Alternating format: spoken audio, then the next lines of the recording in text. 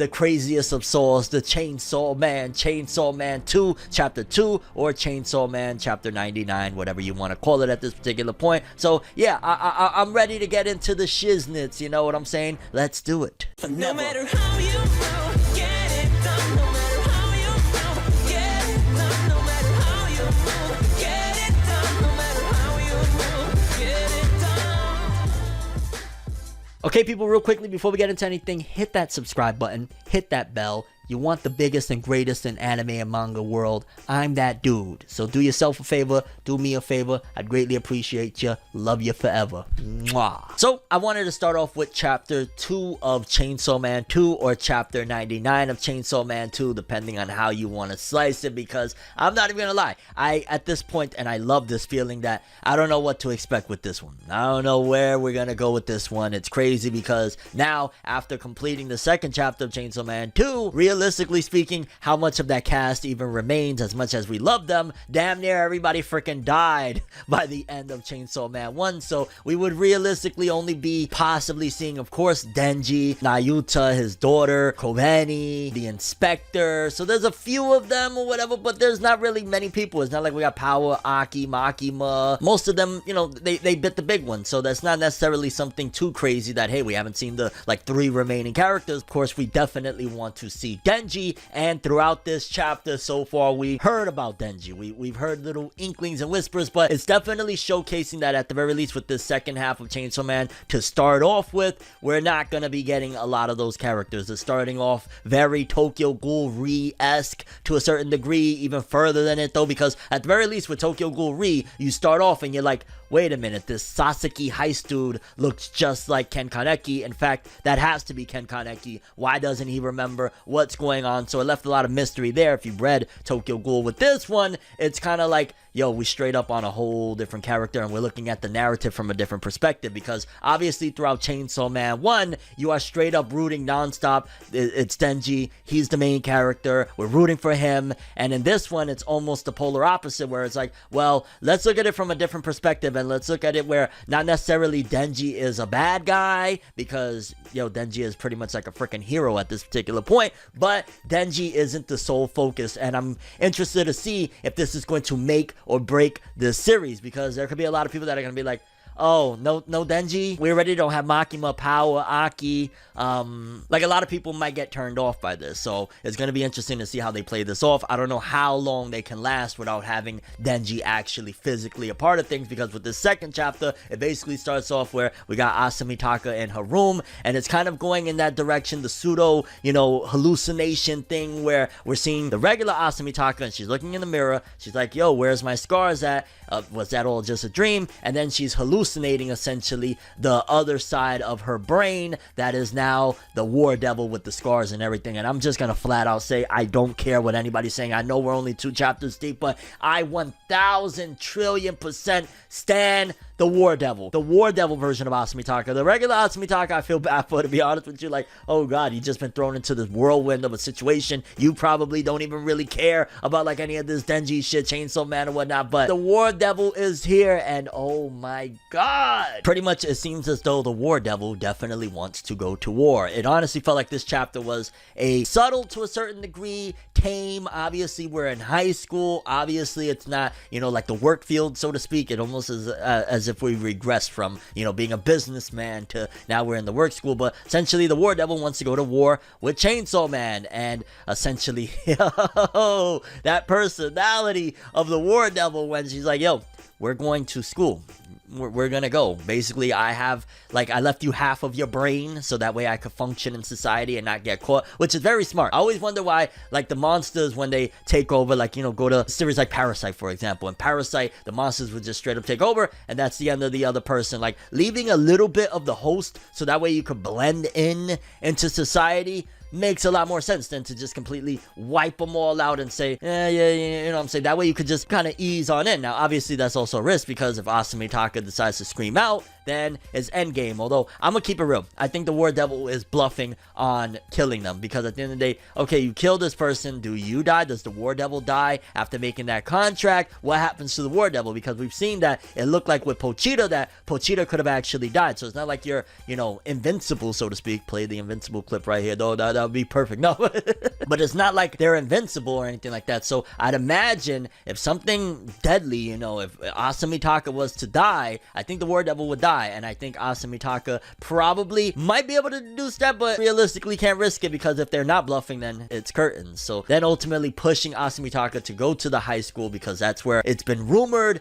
that, the Chainsaw Man is. So I thought, to be honest with you, I was under the impression with the ending of Chainsaw Man 1 and even coming into this one that probably the world already knew about Denji being the Chainsaw Man. I didn't realize that he was pretty much on some superhero shit where it was like, no, there's the Chainsaw Man, but people don't really know about Denji, and apparently he's going to this high school and he's blending in. And I'm wondering, it could very well just be that, remember, Denji's dream was to go to school or whatever, but maybe there could have been more to it as to why Denji would go to this school. Again, partially about, his dream of just being a regular dude or whatnot, but also maybe there's somebody within the devil hunting club, so to speak, as to why Denji is in there. Maybe it's a covert operation and he's been sent in there if he is indeed in this school, because it very well could be like, we could be bamboozled. It could be that Denji's not even in this school, because again, we haven't even seen Denji. So that was something very interesting to note, that pretty much Denji might be a part of the devil hunting club, or just in general the button that they found, which was kind of crazy, some deducing levels of 9,000, like Batman type of shit. I was like, how the fuck you found about a button and then realized the button went to there? Like, that kind of blew my mind. But then again, this War Devil is on another level, dog. Like, yo, it's pretty much making me wonder with this War Devil of wanting, I believe it was last chapter, we're gonna have him spit out, we're gonna have the Chainsaw Man spit out those freaking weapons of mass destruction. I'm wondering if there's a possibility we could very well get the return of Makima, because realistically speaking, if that is a possible thing, then essentially they could beat the shit out of Denji until he throws up Makima. And I don't know how that would work, considering the fact that Nayuta is pretty much the reincarnation, but we have that. Then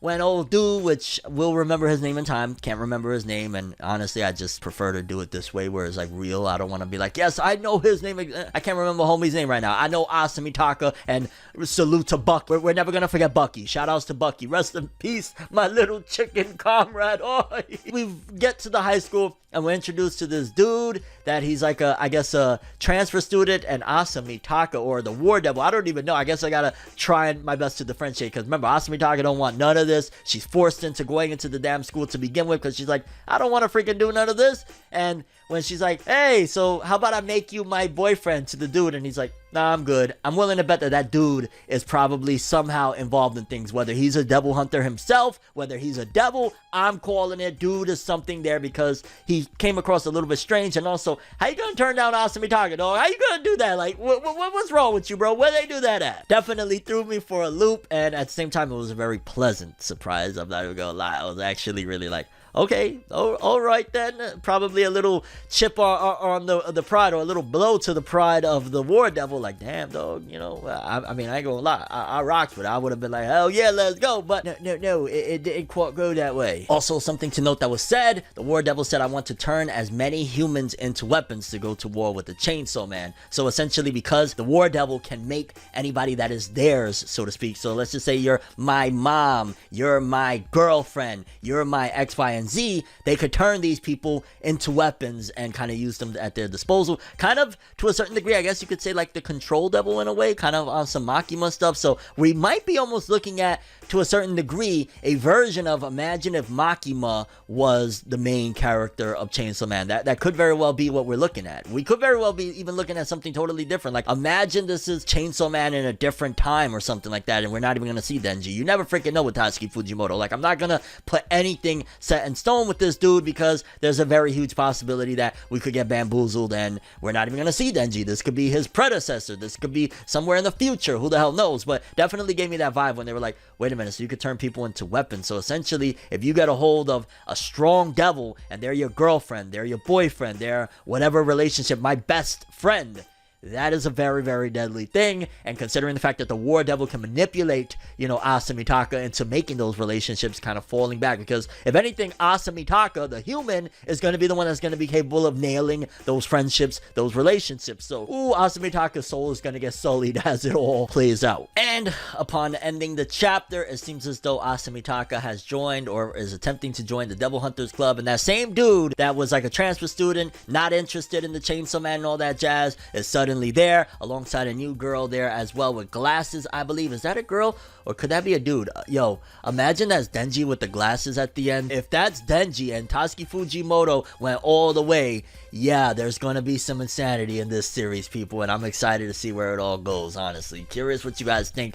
about this Chainsaw Man chapter 99 or Chainsaw Man 2, the second chapter. This right now, first of all, hands down, already love the War Devil and what's happening. It's giving some reminiscent things, again, like, when Kaneki would be bugged out in the head over the demon inside of him, Reze controlling. It's kind of like that, except it's more so like, yo, you do what I say, you do what I say, or it's a Rizzy for you. And Asamitaka, we're gonna see, I guess, their conviction as it continues. Are you feeling a certain way? I'm gonna keep it all the way real. Partially feels like, oh, you're teasing us, oh, you're playing with us. Like, Chainsaw Man really, in my opinion, hasn't necessarily started. Like, we have a really interesting story. I really like the War Devil Asamitaka. I really like where we're going with it. This is setting up clearly for probably what might even be end of series war, or who knows if Tatsuki Fujimoto is going to bug out and just start with a war off rip. But we're definitely setting up for a war. But I don't feel like Chainsaw Man itself has necessarily started yet, simply because we don't got Chainsaw Man, we don't got Kobeni, we don't got nobody. You know what I'm saying? Where's